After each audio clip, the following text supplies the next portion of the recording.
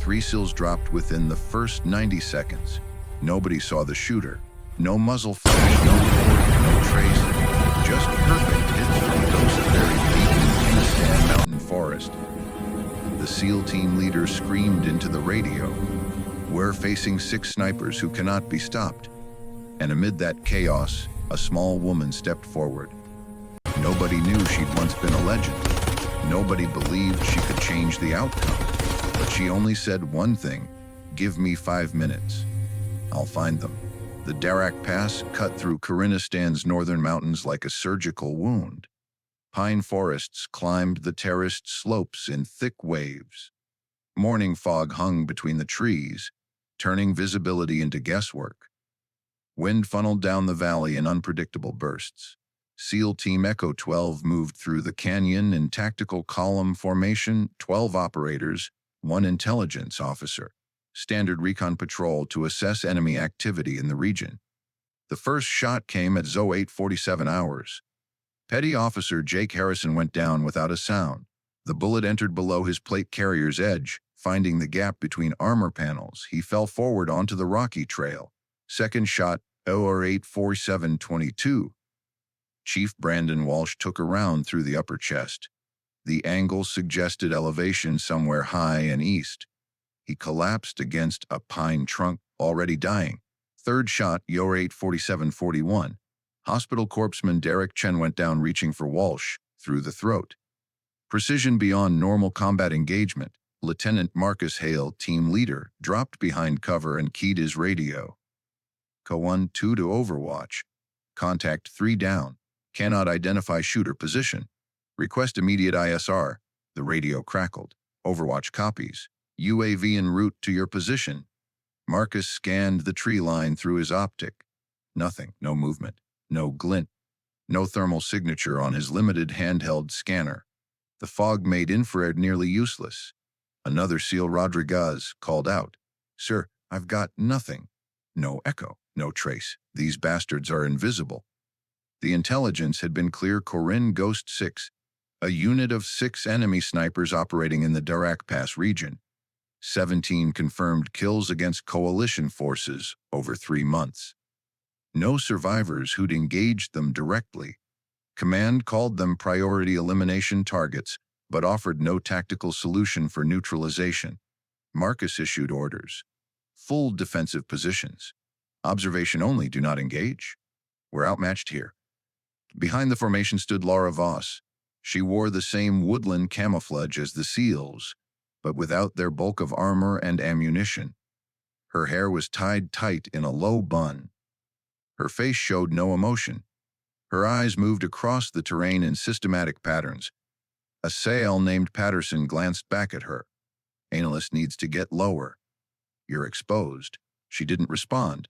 She was counting, measuring, reconstructing the angle of Harrison's fall. The spray pattern of Walsh's blood against the tree. The disturbed pine needles near Chen's body. The faint echo she'd heard. Not from the shot itself, but from the supersonic crack bouncing off rock faces. 6 shooters. She'd already mapped 4 probable positions. The remaining 2 were mobile. Marcus was still on the radio when she spoke. "There are 6 positions. They're moving in an arc pattern." Several SEALs turned to look at her. Patterson laughed once, sharp and dismissive. "What, you read that from the dirt?" She met his eyes. "Yes." Lara Voss stood 5'6", 138 pounds. She didn't look like a soldier. She looked like someone's sister, someone's daughter, the kind of woman you'd see in a coffee shop, reading quietly in the corner. Her current role, intelligence fusion officer. She analyzed data. She compiled reports. She attended briefings and provided threat assessments. The SEALs tolerated her presence because command required it. What they didn't know 5 years ago. Lara had been Sergeant First Class Voss, Army Rangers, 3rd Battalion, sniper qualified, instructor at Fort Benning's Advanced Marksmanship Unit. 51 confirmed kills across 2 deployments, call sign White Ghost. The Rangers called her that because she moved through terrain like fog. No sound, no signature, just results.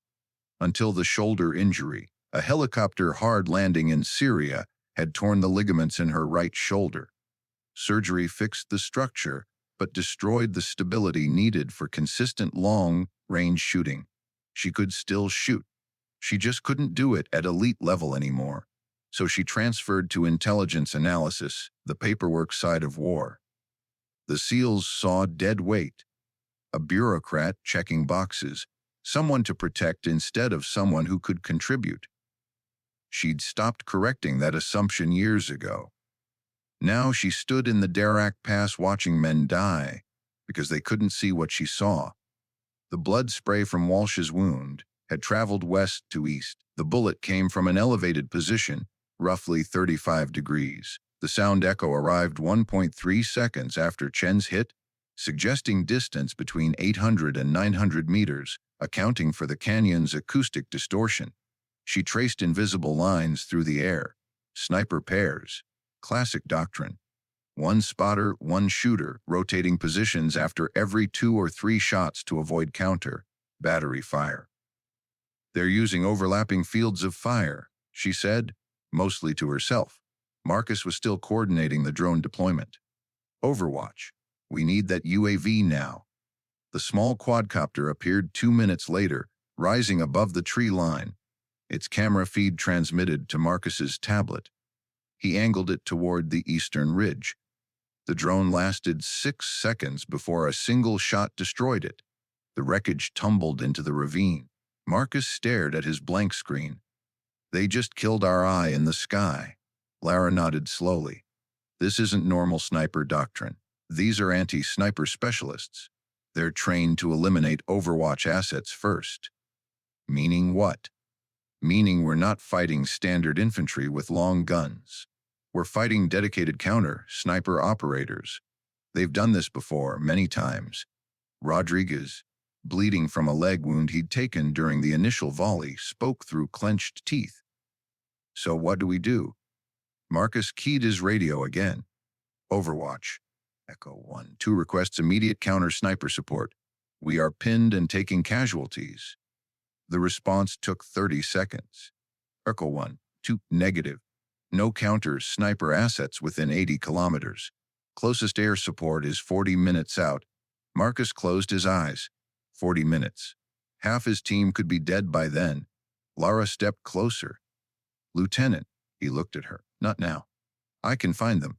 Your intelligence. I'm also counter-sniper qualified. Patterson laughed again louder. Oh, this is beautiful. The desk rider wants to play hero. Lara's expression didn't change. She pointed to the eastern ridge. Sniper 1 is 96 meters at bearing 075, behind the fallen pine with moss growth on the north side. Sniper 2 is 520 meters at bearing 110, using a rock formation that looks like a split tooth. Marcus stared at her. You're serious? Completely. I can't authorize. Then don't. I'll take responsibility. She walked to Rodriguez, who was being bandaged by another operator. His MK-14 EBR lay beside him. She picked it up, checked the chamber, examined the optic. Marcus grabbed her arm. Voss, you're not cleared for combat operations. She looked at his hand until he released her. Neither were they. She nodded toward the 3 dead SEALs. Then she was moving low and fast, using the terrain exactly as she'd been taught a decade ago. Marcus grabbed his radio. Voss, you're committing suicide. Her voice came back through the command channel. No. I'm getting your men out of here. Lara moved through the forest like water finding cracks. She avoided the obvious paths. She stayed below the ridgeline. She used shadows and dead ground, places where sightlines couldn't reach. The MK-14 felt wrong in her hands, heavier than her old M110. Different balance, 7.62 Nullman. Effective range 900 meters. Good glass. She found her position behind a fallen log thick with decay. From here she had partial view of the eastern ridge. The fog was lifting slightly.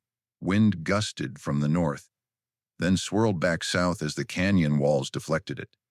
Through the optic, she scanned the area she'd identified. The fallen pine, moss growth, natural camouflage. She waited. Patience was the first lesson, the only lesson that mattered. 30 seconds, a minute, 2 minutes, then movement. Not from the target, but from a branch 10 meters to the target's left. A bird landing. The branch moved. The bird flew away 2 seconds later, but branches don't keep moving after a bird leaves. Someone had touched that branch recently, within the last minute. She shifted her aim 3 degrees right. There. A shape that didn't match the organic randomness of forest debris. Too symmetrical, too deliberate. Camouflage netting covered in local vegetation, but arranged by human hands. She could see the edge of a rifle barrel, just the tip, matte black, extending maybe 2 inches beyond the netting. Range 6 at 90 meters, wind gusting unpredictable, elevation 31 degrees. She calculated the wind deflection. In normal conditions, she'd adjust 0.3 milliradians left, but the canyon created turbulence. The wind would curl as it hit the rock face. She needed 0.45 mils. Her heart rate dropped to 51 beats per minute, 49-47. She exhaled half a breath and held it. The rifle steadied. She pressed the trigger. The MK-14 bucked against her damaged shoulder. Pain shot through the joint, sharp and immediate. She ignored it. Downrange. The camouflage netting jerked. A body rolled out from behind it, tumbling 3 meters down the slope before catching on a root. Marcus's voice crackled in her earbud. Holy shit. Did you just? One down. Moving, she was already shifting position. Classic sniper doctrine. Never shoot twice from the same place. She crawled 20 meters north, using a depression in the ground that a previous rock slide had created. Sniper 2 would have heard the shot, would have triangulated the origin, would be aiming at her previous position right now. She found new cover behind a cluster of 3 pine trees growing from the same root system. The trunks formed a natural screen. Between them, a gap maybe 2 centimeters wide gave her a sight line. Sniper 2 revealed himself by shooting at her old position. She saw the muzzle flash through the fog, 520 meters, the split tooth rock formation, exactly where she'd predicted, but he was shooting at empty ground. She aimed through the tiny gap between the pine trunks. The angle was absurd. The target was partially concealed. She could see his shoulder and part of his head, maybe 18 inches of exposure. Wind had shifted again, now blowing straight down the valley. 2 mils left, up 1.3 for the elevation drop, heart rate 46. Trigger press. The bullet threaded the gap, traveled 520 meters, and struck the target in the upper chest. He pitched backward off the rock and disappeared into the ravine below. Rodriguez's voice came through the radio. Jesus Christ. Lara was already moving again. The third sniper was different. This one didn't stay still. Lara spotted the signs. Fresh disturbance in the pine needle layer. Broken twigs at chest height, meaning someone tall had pushed through recently.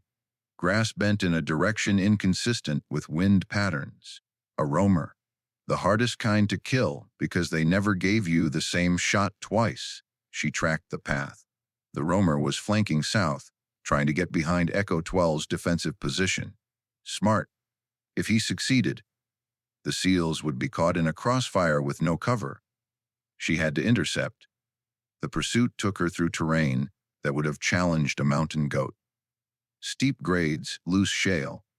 She moved in silence, using her left hand to steady herself because her right shoulder was screaming now.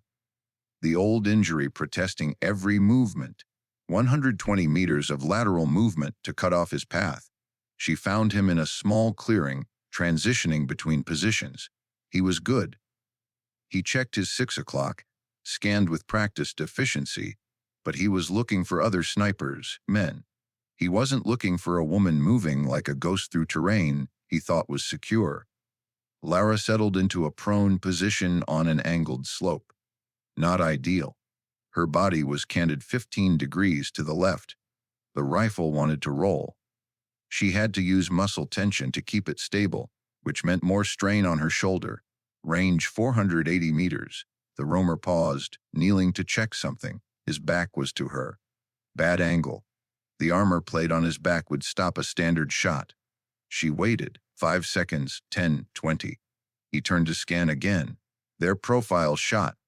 She could see his neck, unprotected above the collar of his gear. She used a technique her old instructor had taught her, called it broken shoulder zeroing. When your shooting platform wasn't stable, you didn't fight it. You accepted the instability and incorporated it into your aim. Let the shake become part of the rhythm. She fired during the trough of the wave, when the rifle's natural oscillation brought it closest to target. The shot took him in the throat. He dropped without a sound. Marcus's voice carried genuine shock. Vos, where the hell did you learn to shoot like that? She didn't answer. She was listening to the forest.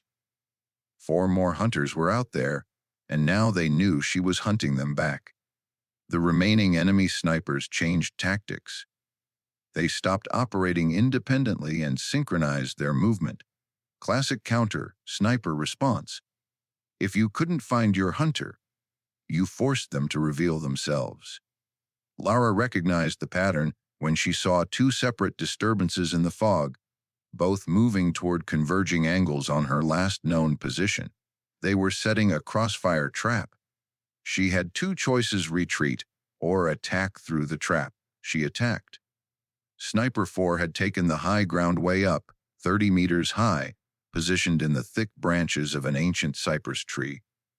From there, he had perfect overwatch of the entire southern approach. Smart, deadly, but being smart had a weakness: predictability. She'd borrowed a thermal monocular from one of the SEALs during her last position check.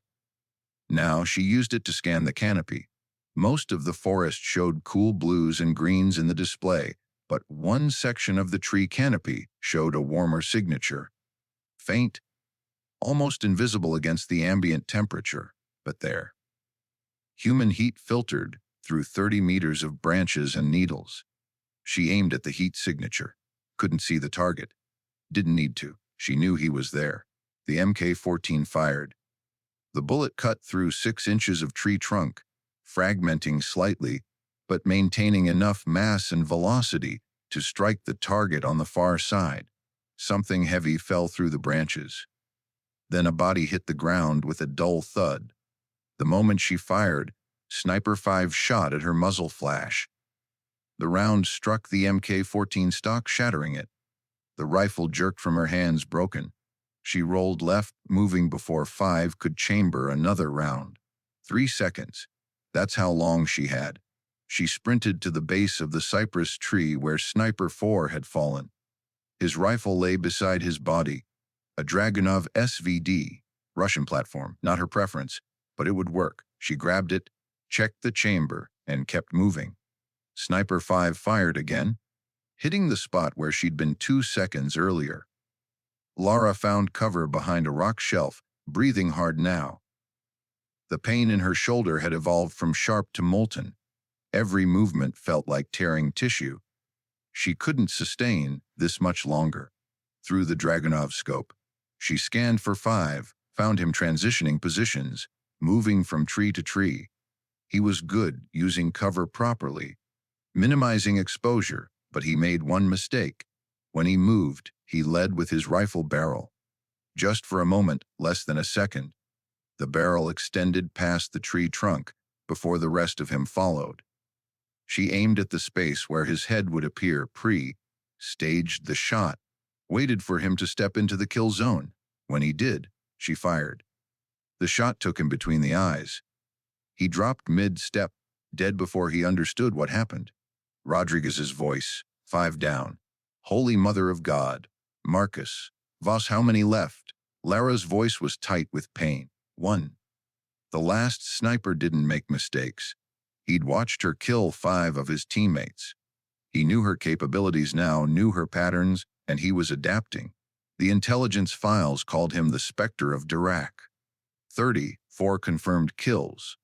7 years operating in this mountain range. He knew every rock, every tree, every wind pattern.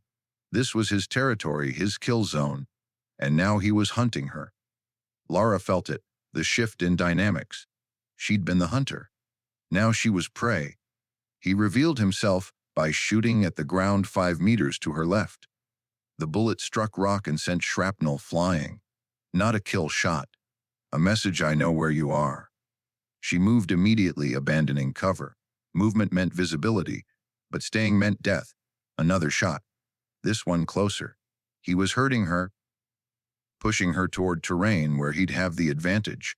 She climbed instead, straight up the slope toward the ridgeline, the opposite direction from where he wanted her. Her shoulder was useless now. She climbed with her left arm, using roots and rocks. The Dragunov slung across her back. 2 more shots, both near misses. He was toying with her, demonstrating his control.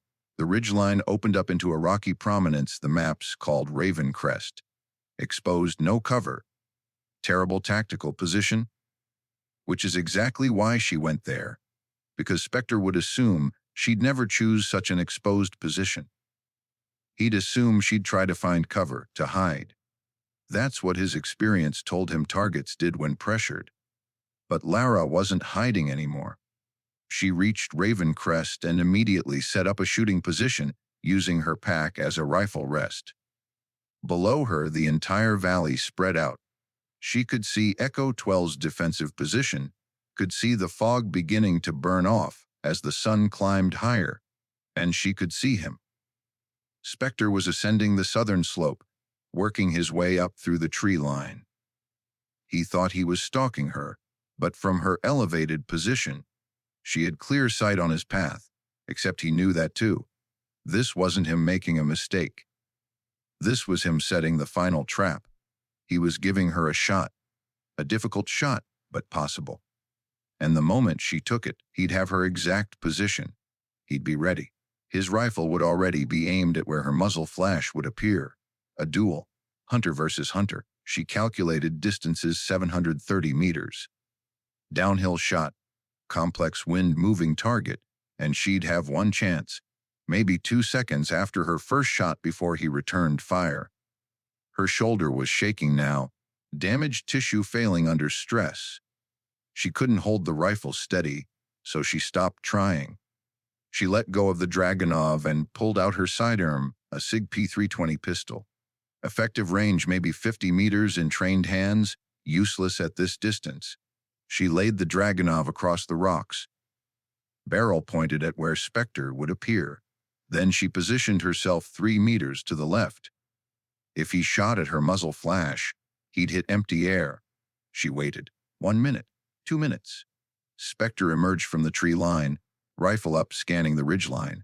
He saw the Dragunov, saw it pointed at him, saw what looked like a shooting position. He fired. The bullet struck the Dragunov, destroying it. Lara stood up from her position to the left, sidearm raised.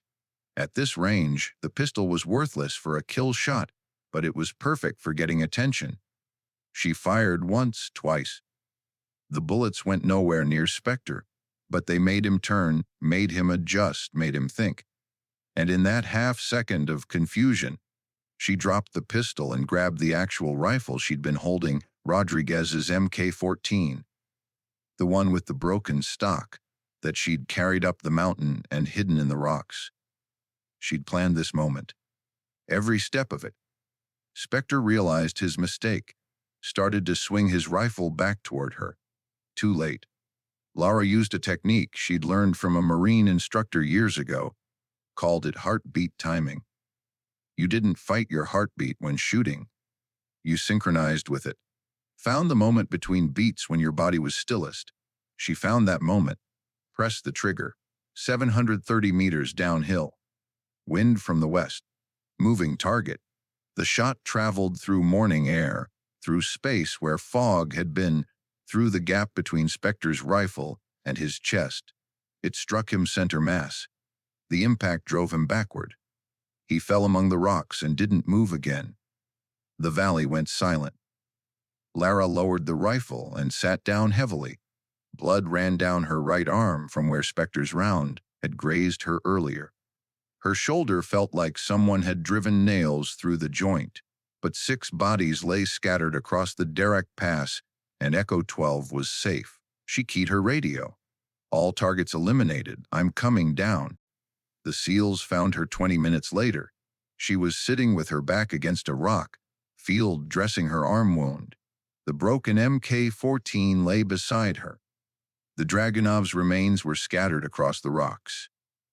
Marcus approached slowly, like someone approaching a wild animal that might bolt. Vos. She looked up. Lieutenant, you just did something that no unit has accomplished in 3 months. She shrugged with her good shoulder. They were predictable once you understood their pattern. Patterson, who'd mocked her earlier, stood 10 feet away. His expression had completely changed. I owe you an apology. She waved it off. No, you don't. You didn't know. What didn't we know? Marcus was the one who answered. He'd been on his tablet pulling up classified files. His expression had gone from confused to shocked to something approaching awe. Sergeant First Class Voss, Army Rangers, 3rd Battalion. Sniper qualified, instructor certified. 51 confirmed kills. Recipient of the Silver Star, Bronze Star with Valor, Purple Heart. Call sign White Ghost. The entire team went quiet. One of the younger CLs, a kid named Thompson, spoke softly. You're the White Ghost from the Kandahar operation. She didn't answer. Rodriguez, still being treated for his leg wound, started laughing. We had a Ranger legend on our team, and we told her to stand in the back. Oh, my God. The walk back to the forward operating base took 3 hours. Medical evacuated casualties, carried the dead. Echo 12 moved through the mountain pass that had killed so many others. But now the pass was clear. The debriefing happened in a prefab building that smelled like dust and old coffee. Colonel Zachary Brennan, JSOC liaison, sat across from Lara. Marcus stood to the side. A JAG officer was present to assess whether disciplinary action was warranted. Brennan's voice was flat. You disobeyed a direct order. Yes, sir. You engaged enemy forces without authorization. Yes, you violated operational protocol and put yourself at extreme risk. Yes, sir. Brennan leaned back. And you eliminated 6 enemy snipers who have been a priority target for 3 months. Snipers who've killed 17 coalition personnel. Snipers who 3 separate SEAL teams couldn't locate, let alone neutralize. Lara said nothing. Explain your tactical reasoning. She spoke precisely the way she'd been taught to deliver after action reports. The enemy was using coordinated overwatch positions with overlapping fields of fire. Standard counter, sniper doctrine suggests they would have established fallback positions and communication protocols. Time was critical. Every minute of delay increased the probability of additional friendly casualties. I assessed that immediate action provided the highest probability of mission success. You mean you went cowboy and got lucky? No, sir. I analyzed the tactical situation and executed a solution based on 15 years of training and operational experience. The JAG officer spoke up. Colonel, if I may, Sergeant Voss's personnel file indicates she has extensive counter-sniper qualifications. Her actions, while irregular, were technically within her certified capabilities. Brennan looked at the JAG officer like he'd started speaking Latin, then back at Lara. Why didn't you tell anyone you could do this? Nobody asked, sir. And I'm not operationally certified anymore due to injury. Your shoulder. Yes. Seems to work fine when you need it to. She didn't respond to that. Brennan stood up and walked to the window. Outside, Echo 12 was gearing up for another patrol. Different patrol. Safer now because the ghosts were dead. You're not being disciplined, Brennan said finally. You're being recruited. Lara blinked. Sir, we're forming a new unit. Counter sniper response cell. Rapid deployment.